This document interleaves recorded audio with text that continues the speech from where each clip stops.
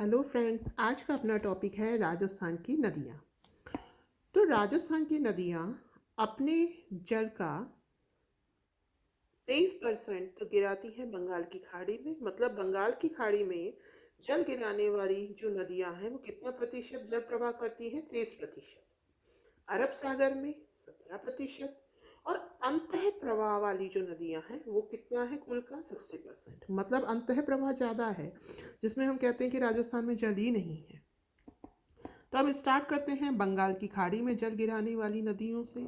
तो सबसे पहले आती है चंबल नदी। चंबल नदी, इसका उद्गम कहाँ से होता है? इसका उद्गम होता है मध्य प्रदेश में महू के निकट चाना पाव पहाड़ी। कहाँ से उद्गम होता है इसका? मध्य प्रदेश में महू के निकट जाना पाव पहाड़ी से। ठीक है। अब भाई ये प्रवेश कहाँ से करती है? यह चित्तौड़गढ़ के निकट चौरासीगढ़ से प्रवेश करती है। कहाँ से प्रवेश करती है ये नदी? यह नदी प्रवेश करती है चौरासीगढ़ से। अच्छा, फिर इस पर 584गढ़ से 5 किलोमीटर दूर चूलिया जलप्रपात है। अब हम देखते हैं इस पर बांध कौन कौन से बने हुए हैं। इस पर बांध बना हुआ है गांधी सागर, जवाहर सागर, राणा प्रताप, कोटा बैराज। ये किसके लिए उपयोग में आता है? विद्युत उत्पादन और सिंचाई हेतु। तो इस पर कौन कौन से बांध बने हुए हैं? गांधी सागर, जवाहर सागर, राणा प्रताप और कोटा बैराज। अब जरा हम देखते हैं, इसको मैप में देख लेते हैं। ये देखिए, ये है चंबल नदी। ये एमपी में, यहाँ पर कौन है? ये राजस्थान की बाउंड्री है। यहाँ है एमपी। ये एमपी से, यहाँ से इसका उद्गम हो रहा है। ये चित्तौड़गढ़ में चौरासीगढ़ के निकट प्रवेश करी। फिर बाद में ये देखिए, ये है कोटा, ये है बूंदी। इसकी सीमा बनाते हुए ये यहाँ सवाई माधोपुर इधर होती हुई आगे जा करके आपकी ये किसमें? यमुना में मिल जाएगी। ठीक है। तो ये देखी हमने चंबल नदी। आगे देखते हैं, आगे है इसकी सहायक नदियाँ, चंबल की सहायक नदियाँ। तो चंबल की सहायक नदियों में आती हैं काली सिंध, पार्वती, ब्राह्मणी, मेज, गंभीरी। मेन जो देखिए नाम है वो कुछ देवियों जैसे नाम है। काली सिंध, काली माता अपनी, पार्वती, ब्राह्मणी, है ना, ये सब गंभीर देवियां हैं तो गंभीर। और इन्हें किस पर बैठाना है? मेज पर। काली सिंध, पार्वती, ब्राह्मणी, गंभीरी, मेज, ये सब किसकी है सहायक नदियाँ? चंबल की। ऐसे कुछ लिंक बनाकर याद किया कीजिए, थोड़ा याद रहा करेगा। तो काली सिंध देवास, कहाँ से उद्गम होता है इसका? देवास से। इसकी भी सहायक नदियाँ हैं। कौन कौन सी हैं? देखिए, परवन, उजाड़, निवाज, आहू। काली सिंध की क्या है? परवन, उजाड़, निवाज, आहू। पार्वती, पार्वती का उद्गम कहाँ से होता है? एमपी से ही होता है। कहाँ से? सीहोर से होता है। ये कहाँ से प्रवेश करती है? बारां जिले से प्रवेश करती है। ब्राह्मणी चित्तौड़गढ़ हरिपुरा से होता है। मेज भीलवाड़ा से होता है। और यह बूंदी जिले में चंबल में मिल जाती है। अभी आपको इस सब में दिखाती हूँ मैप में। गंभीरी, गंभीरी देखिए एमपी में, मध्य प्रदेश से निकली जावद की पहाड़ी से। और ये किस में मिलेगी? अंडरलाइन देखिए, ये बेड़च में मिल जाती है। गंभीरी किस में मिलेगी? बेड़च में मिल जाती है। अब चलिए इनको हम सब देख लेते हैं मैप में। ये देखिए, ये है पार्वती, पार्वती नदी। ये सीहोर से निकली थी ना, एमपी से, है ना। और कहाँ पर इसने प्रवेश किया था? इस नदी ने प्रवेश किया था बारां में। तो ये रहा अपना बारां जिला। तो ये है, फिर बाद में आके किस में मिल गई? ये चंबल नदी में। ये देखिए मेज, ये कौन सा जिला है भाई? ये देखिए चित्तौड़गढ़ है तो ये भीलवाड़ा है ना। तो मेज ये उद्गम है बिजोलिया से। मेज नदी ये आ गई यहाँ पर। ये आकर के ये देखिए ये बूंदी है। बूंदी में किससे मिल गई? चंबल से। तो दो सहायक नदी देख ली, एक है मेज, एक है पार्वती। पार्वती एमपी से, मेज कहाँ से? भीलवाड़ा से। और भीलवाड़ा से ये निकल के जाके मिल गई चंबल में, बूंदी में। तो ये हो गई। अगली देखते हैं। ये है अगली आपकी चंबल नदी, बता ही दी। अब ये देखिए आगे है काली सिंध नदी। ये रही काली सिंध। ये देवास से निकली थी एमपी से, तो ये देवास से निकलेगी। ये देखिए, ठीक है। ये यहाँ पर झालावाड़ में प्रवेश कर रही है। काली सिंध कहाँ पर प्रवेश कर रही है? झालावाड़ में। और यह कोटा में चंबल नदी में मिल जाती है। तो यहाँ पर ये कोटा में कहाँ मिल गई? ये कोटा आ गया, ये कोटा है, कोटा में चंबल नदी में मिल गई। काली सिंध के यहाँ पास में कौन सी नदी है? परवन नदी है।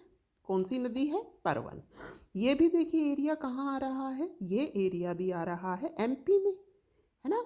और काली सिंध परवन ये भी झालावाड़ से ही एंटर कर रही है, और फिर वही कोटा में जाकर ये किस में मिल जाती है? ये आपकी काली सिंध में मिल जाती है। फिर है आपकी ये जो तीसरी है, ये कौन सी है? आहू।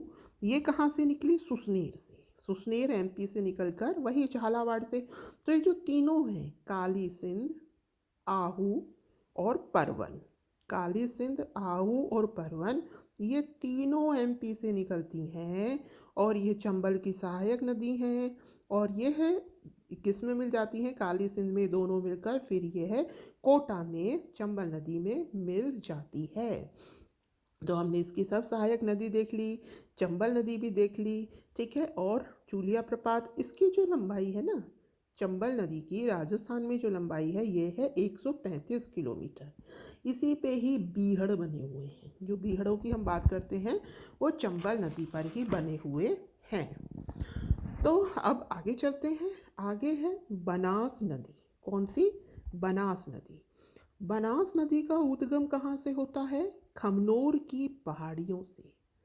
ठीक है ना। बनास नदी का उद्गम कहाँ से है? खमनोर की पहाड़ी से। इसका अन्य नाम वन की आशा भी है, और यह है पूर्णतया राजस्थान में बहने वाली सबसे लंबी नदी है। मतलब इस जल बहाव क्षेत्र के आधार पर राजस्थान में पूर्णतया बहने वाली नदी है। अब देखिए आगे चलते हैं हम। तो इसकी सहायक नदियों की बात करते हैं। बेड़च, कोठारी, खारी। बेड़च, बेड़च का उद्गम होता है गोगुंदा की पहाड़ी, जो कि कहाँ है? गोगुंदा, उदयपुर में। तो बेड़च ये उदयपुर में। इसको पहले आयड़ नदी कहते हैं। ये आकर गिरती है उदय सागर में, फिर उदय सागर से ये निकलती है, तब इसको बेड़च कहते हैं। जब ये उदय सागर झील में गिरती है तब तो ये आयड़ नदी कहलाती है। फिर उससे निकलने के पश्चात इसे हम क्या कहते हैं? बेड़च कहते हैं।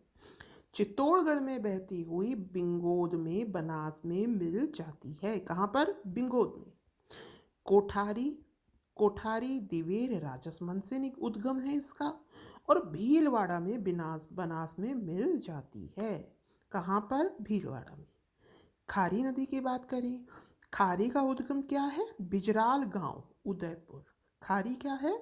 बिजराल गांव, उदयपुर। और यह देवली के निकट बनास में मिल जाती है। अब चलिए इसको भी जरा हम देख लेते हैं मैप में। ये देखिए, ये रहा बनास नदी। बनास नदी ये रहा। खमनोर की पहाड़ी, कुंभलगढ़, राजसमंद, ये राजसमंद है ना। ये यहाँ से ये निकली, ठीक है। ये देखिए राजसमंद, ये भीलवाड़ा, यहाँ ये सब इधर बहती हुई टोंक, सवाई माधोपुर, ये इधर आकर ये चंबल में मिल जाती है ना। अब ये देखिए यहाँ पर, अब नदी का जो प्रवाह क्षेत्र है, हम क्या करते हैं? नदी के उद्गम से उसके प्रवाह की तरफ अपना मुंह कर कर चलते हैं। तो अगर हम ऐसे चलेंगे तो ये हमारा राइट होगा, ये हमारा लेफ्ट होगा। तो इसके राइट साइड से जो मिलने वाली नदी है वो कौन सी है? गंभीरी। कौन सी है ये? गंभीरी, ठीक है। यह चित्तौड़गढ़ के पास बेड़च नदी में मिल जाती है। अब ये देखिए आगे चलते हैं। इसके बाद ये बनास नदी हो गई, फिर यहाँ पर ये कौन सी है? ये बेड़च नदी। हाँ जी, ये गंभीरी तो हमने पीछे देखी भी थी। फिर है बेड़च नदी। बेड़च नदी का उद्गम है गोगुंदा की पहाड़ी, अभी हमने बात करी थी बेड़च की। ये उदयपुर है, गोगुंदा की पहाड़ी। फिर ये देखिए ये आगे आगे आगे आगे चलती गई, ठीक है ना। अच्छा, फिर ये आगे जाकर किस में मिल गई? आपकी बनास में मिल गई। कहाँ मिल गई? बनास में, ठीक है। भीलवाड़ा में जाके बिंगोद स्थान पर एक ये छोटी सी नदी है, देखिए मेनाल। तो यहाँ पर त्रिवेणी बना हुआ है बिंगोद में। यहाँ पर एक तो बनास आ ही रही है, यहाँ से ये बेड़च आती है, एक ये मैनाल आती है। बनास, बेड़च, मैनाल कहाँ मिलती है? बिंगोद में। तो ये रहा, ये मैनाल नदी है, मांडलगढ़ की पहाड़ी से निकलती है। ये यहाँ पर बिंगोद में तीनों मिल जाती हैं, ये बनास, ये बेड़च और ये मैनाल। आगे चलते हैं।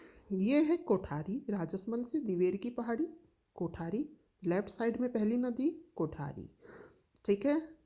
क पहले आता है और इधर लेफ्ट साइड से पहले कोठारी। आगे चलिए, आगे ये आती है खारी नदी। ये बिजराल की पहाड़ी है, यही राजस्थान की बाउंड्री यहाँ से निकल रही है। एक और त्रिवेणी संगम बन गया यहाँ पर, बीसलपुर। डाई नदी भी है, यहाँ देख लीजिए, डाई नदी है भिनाई के पास, ठीक है ना, अजमेर। और ये यहाँ पर आकर ये बीसलपुर, यहाँ पर त्रिवेणी संगम बन गया है। मैंने उसमें मेंशन नहीं करी है, यहाँ देख लीजिए। इस पर दो त्रिवेणी संगम तो यही हो गए, है ना। यहाँ पर कौन कौन सी बनी थी? यहाँ पर थी बनास, बेड़च और मैनाल मिली थी। यहाँ बीसलपुर में ये कौन सी है? खारी, डाई। ये कौन सी है? खारी, ये है डाई और ये है बनास, ये मिल गई। फिर ये सब जा कर के यहाँ पर इधर आकर के चंबल में मिल जाती हैं, ठीक है। तो ये आपको इधर समझ में आ गया होगा। अच्छा भाई, अब हमने देखा त्रिवेणी संगम बिंगोद में। यहाँ टोंक में, ये कौन सी जगह है? टोंक। टोंक में बीसलपुर पे डाई, खारी और बनास। उसके अलावा यहाँ सवाई माधोपुर पर भी है। सवाई माधोपुर में देखिए, एक तो ये आपकी इधर से चंबल आ रही है ना, एक ये बनास आ रही है, एक सीप नदी और आती है यहाँ पर। तो यहाँ सवाई माधोपुर में रामेश्वरम, यहाँ कौन सी जगह है? रामेश्वरम। तो यहाँ पर सीप नदी भी मिलती है, ठीक है। तो इस यहाँ पर तीन त्रिवेणी संगम है बनास नदी पर, बिंगोद, एक आपका बीसलपुर टोंक में, एक यहाँ सवाई माधोपुर पे, ये भी बनास से ही जुड़ा हुआ है, बनास, चंबल, और एक सीप नदी और आती है। कौन सी? सीप। तो इसके ऊपर तीन त्रिवेणी संगम स्थित हैं बनास नदी पर, एक बिंगोद में, एक बीसलपुर पे, और एक आपका इधर रामेश्वरम सवाई माधोपुर में, चंबल, बनास और सीप, ठीक है। तो आज हमने बंगाल की खाड़ी में जल ले जाने वाली नदियाँ देख ली। अब बची है अरब सागर और अंतः प्रवाह, इनको अगले वीडियो में। Thank you, have a nice day.